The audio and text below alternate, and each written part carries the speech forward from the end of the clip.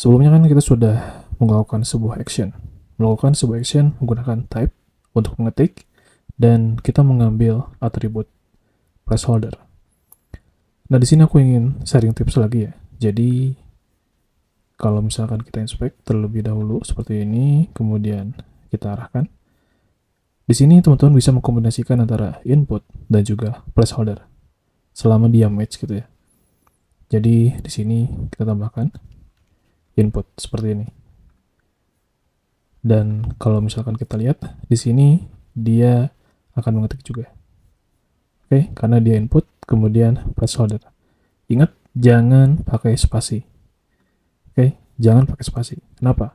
Karena kalau misalkan pakai spasi, hitungannya itu adalah ini pakai spasi. Hitungannya berarti input ini dia adalah parent. Kemudian placeholder di sini dia adalah child atau child itu ya. Dia itu adalah keturunannya. Sehingga nanti dia akan mencari nih ketika parentnya ada input, kemudian dia akan mencari keturunan itu apa. Jadi kalau misalkan kita lihat di sini hasilnya adalah error. Jadi better adalah ketika kalian ingin menggunakan kombinasi antara input dan juga placeholder, berarti jangan pakai spasi karena input dan juga placeholder dia kan bersama, maka jangan pakai spasi. Nah, seperti ini. Kalau seperti ini, ya dia tidak akan error. Kemudian kita lihat lagi di sini. Di sini tuh kan form, ada form. Form ini dia adalah yang membungkus input. Bisa dikatakan form ini dia adalah parent. Form adalah parent dan input adalah child-nya atau keturunannya. Jadi kalian juga bisa menggunakan form. Nah, kalau menggunakan form di sini, form kita spasi karena form di sini dia adalah parent-nya.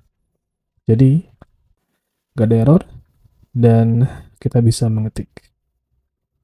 Kenapa bisa mengetik? Karena form dia adalah yang membungkusnya, kemudian parent spasi dan input placeholder adalah keturunan dari form. Kalau misalkan teman-teman tidak di spasi seperti ini tentu jelas akan menghasilkan error. Nah ini jelas dia error. Oke. Jadi kalian di sini boleh menggunakan form sebagai parent-nya, kemudian input turunannya bisa juga seperti ini dan bisa juga hanya menggunakan atribut.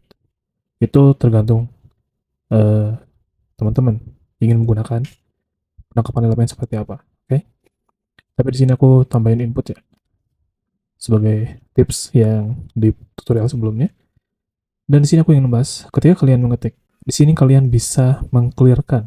Jadi misalkan di sini aku hello, kemudian aku ingin clear seperti ini. Nah, caranya adalah kita copy ini aja. Copy, kemudian kita paste dan kita bisa menggunakan clear method. Seperti ini. Dan kalau misalnya kita lihat, bentar di sini ada yang error. Kita arahkan. Oh iya, sorry, gue lupa. Ini karena dia satu keluarga, jadi jangan dispasi ya. Oke. Nah, di sini kita kita ambil elemen input, kemudian kita mengetikkan, dan lalu kita ambil lagi elemennya, dan setelah di clear, di sini dia menjadi kosong. Type untuk mengetikkan, afternya ada, kemudian kita ambil lagi elemennya, elemen input, dan kita clear, maka dia akan kosong. Dia masih ada, dan clear, dia akan menjadi kosong. Nah, ada cara lain lagi. Cara lain lagi adalah di sini komen dulu ya. Komen, kemudian cy get, biar cepat kita copy aja. Kemudian kita paste di sini dan kita menggunakan type. Dan di sini kita ingin menggunakan argumen. Nah, sebelumnya teman-teman sudah menggunakan argumen enter. Enter adalah untuk mengenter, dan sekarang argumennya adalah kita menggunakan select all, kemudian del. Jadi dia itu sama dengan clear untuk menghapus yang telah kita ketik tadi. Jadi kalau misalkan kita lihat di sini dia masih ada, kemudian type select all del, before-nya masih ada, dan after-nya dia menjadi kosong. Jadi ini tuh adalah argumen dari type.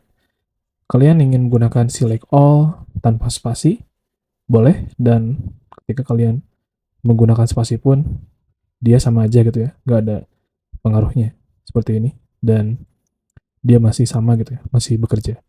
Karena select all di sini dia adalah argumen. Jadi kalau misalkan nih, aku lihat di dokumentasinya untuk type, nah di sini tuh dia ada argumennya.